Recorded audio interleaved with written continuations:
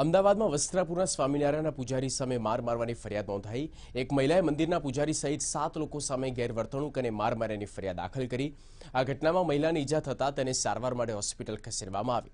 મહિલાનો આરોપ છે કે તેને અને તેની પુત્રી મંદિરમાં શ્વાને સારવાર આપવા માટે ગયા હતા।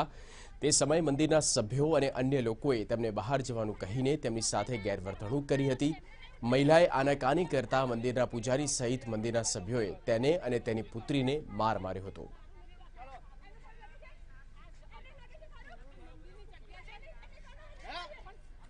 અમે અંદર ગયા હતા એટલામાં 2 જણ પાછળ ભાગા આવ્યા। શું કરો છો અહીંયા? અમે બધું કહી દીધું કે અમે લોકો સારવાર કરવા માટે આવ્યા હતા, ખिलाવાનું નહીં, મારે અહીંયા ખिलाવાનું બહાર છે, અમે લોકો પકડી લે, દવા જે હોય કવર દો, અમારે અમે કામ કરવા આવ્યા છે। તારે ના કરી બબાલ થઈ ગઈ। પછી એક બીજો મારા સાથે દંડો લઈને આવ્યો, તો મને એવું થાય કે દંડો મારી ન દે, કદાચ ગુસ્સામાં આવીને તો દંડા લઈ લો હાથમાંથી, તો એને દંડા લીધું અને મેં ધક્કો માર્યો। પછી મેં દુપટ્ટો ખીંચ્યો, મેં કુર્તા ફાટી ગઈ। પછી ક્યાંથી 15-20 औरतें પણ આવી ગઈ।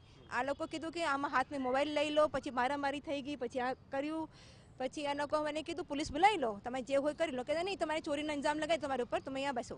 કમ્પાઉન્ડની અંદર પાર્કિંગની અંદર ગલુડિયાઓને ખવડાવતા હશે તે વખતે મંદિરના પૂજારીની પત્ની, તેમની દીકરી તેમજ અન્ય મહિલાઓ તથા કોઈ અજાણ્યા બીજા 2 માણસો જોડે તેઓને આ ગલુડિયાઓને ખવડાવવા બાબતે ઝઘડો થયેલો અને સામસામે મારામારી થયેલી, ઝપાઝપી પણ થયેલી છે। તો બીજી બાજુ વસ્ત્રાપુર સ્વામીના મંદિરે મહિલાના આક્ષેપોને ફગાવ્યા। મંદિરના સભ્યોએ ઉલટાનો મહિલા પર આક્ષેપ કર્યો કે સૌપ્રથમ ફરિયાદી મહિલાએ મારામારી શરૂ કરી હતી। પોલીસે મહિલાની ફરિયાદના આધારે તપાસ શરૂ કરી અને સીસીટીવી મંગાવીને સમગ્ર ઘટનામાં સત્ય તપાસવાની કામગીરી શરૂ કરી છે।